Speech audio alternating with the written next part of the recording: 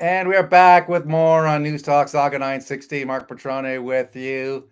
So very glad that you could join us. By us, I mean Andy Lee and I, and I'm going to bring Andy in a second. Look, the story now is, of course, another convoy, this time of the biker variety, and it's making Ottawa nervous. It's making the cops nervous. It's making the politicians nervous, and they're preparing for an influx of protesters. And so they're coming up and saying, look, there's a lot of perturbed community members who don't know what to expect from these bikers. You know, we just saw the trucker convoy not that long ago. It forced the government's hand, and they even went to the extent of declaring martial law, aka the Emergencies Act. What's going to happen this time around? We're only days away from rolling thunder. And who better to talk about that than our friend Andy Lee, who must be so happy now that Elon Musk has won his battle to take over Twitter. Lord knows he maybe doesn't know exactly what he's getting into, but he's a pretty smart guy. You got deplatformed, so I know you're happy about the decision by the Twitter board to fold and say, okay, Elon, you've got it. It's yours. 43 billion bucks. Elon has the money, so good on him.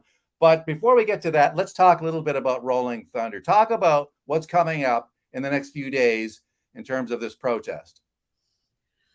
Yeah, well, so Rolling Thunder's going to Ottawa. I don't know as much about it as I'd like to. I'm trying to get in touch with the organizers just because, yeah, there's some very interesting wording and statements that have been released, and some statements have been retracted as well, and some messages have disappeared from Twitter. So, I'm not sure how big it is, but, it looks like it's gaining popularity. And, so what's happened here is, there's this Rolling Thunder biker, freedom protests. They were planning on going and protesting in front of Parliament Hill. And so Ottawa police have put out a statement saying that they're not allowing vehicles on Parliament Hill. They've sort of banned them from protesting in that area.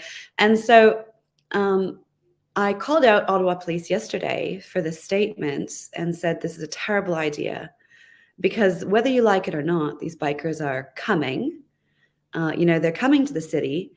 So, the best place for them to be is congregated in one place in front of Parliament Hill because, that area has already seen the protests. They know how to deal with it, right? They're somewhat desensitized to them.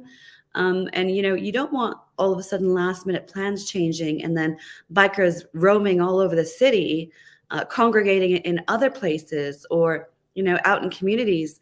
And so there's safety concerns here. So I said, this is a terrible idea. You guys should have, been prepared for them to come where they planned on going, which is Parliament Hill. And I'm not sure what legal basis you have to say that they're not allowed to drive bikes in front of Parliament Hill. I called out David Anber, a criminal lawyer, and he got on board saying there was no legal basis. And so what happened is that Jim Watson then came out. This is the mayor of Ottawa. The mayor of Mayor of Ottawa. Ottawa. Yeah. Yes. The mayor of Ottawa. So he came out on Twitter and he said this statement put out by police is false. And I was like, I was kind of laughing and I was like, really, it's false, eh?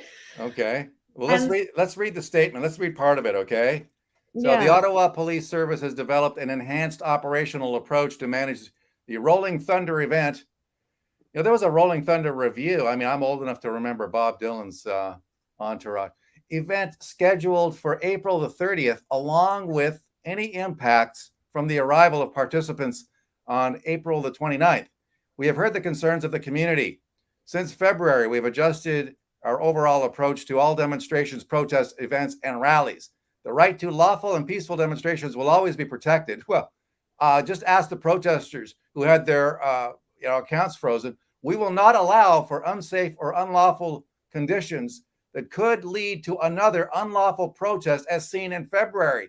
So here we are. They're wringing their hands, kind of worried on one hand, but on the other hand saying, we're not going to let this get out of hand. Boy, this could get interesting, Andy. I think it's going to be very, very interesting. And so, I got to know some people from Fox News, And so after Jim Watson put out this, this message saying this statement's false, Greg Uri from Fox News, producer at Fox News, put up the actual email that came from Ottawa police. It's an Ottawa police email address saying, we're going to put out this statement. So, he completely just blew Jim Watson out of the water, and Jim Watson ended up deleting his tweet, saying that this statement was false and that this was false information. So, it was a really lively day on Twitter for that. And you can pull that out, and yeah, there we go. So Jim Watson had to get rid of that after he was, the statement was shown to him coming from an Ottawa police email address. Right. So let's look at this. Okay, the original tweet was let's see, update. Jim Watson has deleted his tweet without explanation. He originally claimed the statement issued by Ottawa police, which unlawfully warned bikers not to protest downtown, was false. Okay, so he was proven to have what? Told a mistruth. Well, I mean, it was obviously a statement that was sent by Ottawa police to the Rolling Thunder gang. So so he had to go and join the Hall of Shame of deleted tweets and get rid of that message. And I mean, it looks good on him, right? Because I mean, he was one of the ones that was sort of propagating the arson rumor back during the trucker protests.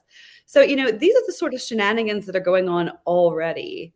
It's pretty concerning to see this already happening ahead of this protest. So I've reached out to the organizers and asked them to contact me, not to help them organize, but to give them some advice, because I've got this deja vu. I'm like, I've seen all this before, and it's happening again.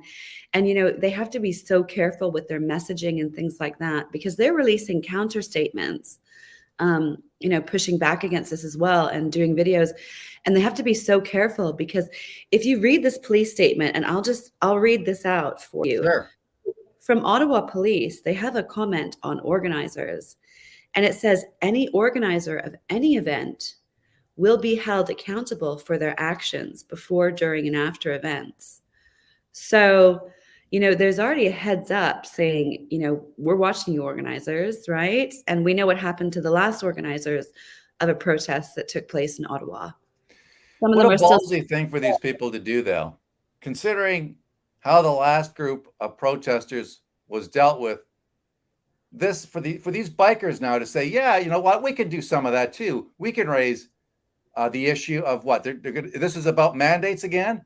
This is about demanding an end to the federal mandates, the COVID mandates. Is that what they want to do? Do you know? I think it's about freedom in general. I think that's why these protests are so popular now. Is they've just sort of they've expanded their scope. Because, it's not just about vaccines or mandates anymore. We've got a whole bunch of stuff coming up that we should talk about. We should talk about digital identification, right? Yeah. We should talk about, absolutely. Freedom of the press, right? So, I mean, Rebel News came out with a story saying that RCMP were, tracking the journalists that were providing, sympathetic coverage to protesters. So, I mean, we're on a list, right? So, it's just such a broad, all-encompassing. So I think that's what it's all about. Also very interesting is how Ottawa Police specifically mentioned the War Memorial, as though the War Memorial was at risk. That was the big story that came out during the trucker protest, there were some kids that were drinking and dancing on the War Memorial. Was it disrespectful? Absolutely. Sometimes people are going to do stupid things at protesters, but you can't sort of take that subgroup and extrapolate that onto an entire protest. But the thing about this is that I went to the War Memorial after, and people were, paying respects in droves. And in my old account, I had so many pictures of people kneeling at the War Memorial and, at the Tomb of the Unknown Soldier, and, bringing flowers and giving it, honoring it, and giving it the respect that it deserved. And so that was one of the really beautiful things, about the trucker protest that got lost in my old account, where, all of these pictures and videos of people paying respects there. And so, I don't think that the memorial is not at any risk from these bikers. A lot of these bikers are veterans, right? I mean, they're not going to go desecrate the tomb of the unknown soldier. I think that's, a little bit interesting that they sort of have made that insinuation. So yeah, so I mean, there's lots of things going on. It's going to be a lively weekend in Ottawa. That's for certain. Now, you're not. Are you going? Are you attending this? I wasn't going to just because, but from what I'm Boy, seeing, it would be great. We could do a live hit from there. Wouldn't that be nice? in light of the fact, They'd have to freeze your accounts again.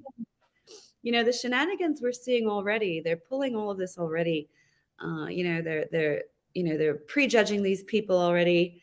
They've got all these preconceived notions about what's going to go on. So I think maybe I should go down there and take a look. I think you should go down. I think you should go down there. I think that would be absolutely brilliant. Well, I set out before to sort of protect protesters, the truckers, right? Because when I met them, I thought, and now it's the bikers. I thought, geez, you know what? These people are going to be slandered. They're going to be smeared. They're going to be mischaracterized. They're going to be demonized. And they don't really have a strong voice. And so, I tried to lend them my voice. Of course, my voice ended up being silenced. And there are some Twitter pleas going out to Elon Musk to, bring back Hannah Bananas. Oh, well, is that right? Okay, well, that's big news. I mean, talk a little bit about that, because as we all know now, Elon Musk, of course, has succeeded in taking over.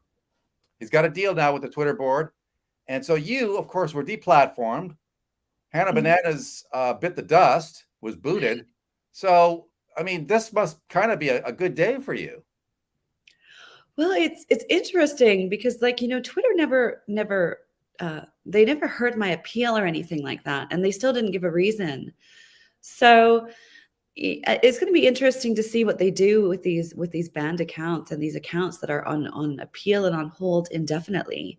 And maybe there will be some changes being made. I mean, do I think that Elon Musk is going to go on a mission to bring back Hannah Bananas? No, I do. I mean, I have better things to do. I've got fantastic voices speaking out for me. James is a huge account, and he says, yeah, bring her back, right? And of course, before we saw Jordan Peterson saying, bring her back, right? So, so I don't think that Elon Musk is, going to do that for me, but I do think he's going to do it for some people. I think he might do it for you. I mean, you're a big enough player now. And here is his release. Free speech is the bedrock of a functioning democracy, and Twitter is the digital town square where matters vital to the future of humanity are debated. And so this is a big win, I think. And here's Cody Brown's message. Terrific news for Canada. I think that is terrific news for Canada. I think it's good, terrific news for the world. I think it's very good. And I think it's very good that, he's open to criticism, right? Because you've seen him sort of take criticism online, and then he'll immediately change Tesla's policy, if he gets enough feedback. And so, I mean, free speech criticism is part of it. It's a healthy part of it, actually. Any democracy needs dissents and opposing voices, right? That's what democracy is all about. So I think it's a great day, for a lot of people. It's probably a really great day for Donald Trump. I'm sure Donald Trump is dancing somewhere, wherever he is right now. Well, Trump has already come out and said, look, I'm not going back to Twitter. And he was already asked. Maybe he'll change his mind. But of course, he's got Truth Social, right? So he's got a big investment in an alternate platform. And so he's probably looking on with some interest with what's going on here. I think he's happy about it. But on the other hand, he also wants to make a go of Truth Social. So, but this is huge. I could see him coming on and sort of challenging Twitter, though, right? And using it to sort of say, you should come on my platform instead. Because it would be a powerful marketing tool for him to pull people over to Truth Social, right? So there's value in him being reinstated. It would. This is healthy competition, right? This is what healthy competition is. I would be doing. I would be getting my account back and going on and trolling the platform that gave me the boot, right? 100%. That's what I would be doing. Absolutely. All right. So you might be going to Ottawa. You might not. We'll find out. I think it'd be fantastic if you did. Yeah, But it's we're really looking. tight timing for me, Yeah. but Okay. I'm gonna try to go down there and see what's going on because, like I said, I just see so many parallels, right, with what happened with the truckers, and it's so easy to see messaging go awry, and I wish that they would contact me if so I could give them some advice of how to conduct themselves, right? Like, there's going to be mainstream media there covering it. Engage them, engage them gracefully. Don't chase them away, even if you're angry, right? Because these are all things that will be used against you. So play smart, right? Before you put out messaging, contact a civil rights lawyer, right? Get advice and things like that. We've got fantastic civil liberties associations that will give, free advice on the spot, right? So don't do anything to incriminate yourself ahead of time. So there's so many things I wish that I could help them with, but so we'll see. I'll try to get down there. I don't know if I can get down there Friday night. I'll try to get down there Saturday though. I'll think, All and right. we'll try to get Well, the maybe real we can talk score on the on the week. Let's talk ground. on the weekend. Let's talk on the weekend. Okay. Is it a deal? Yeah, let's do it. Yeah, let's All get the scoop right.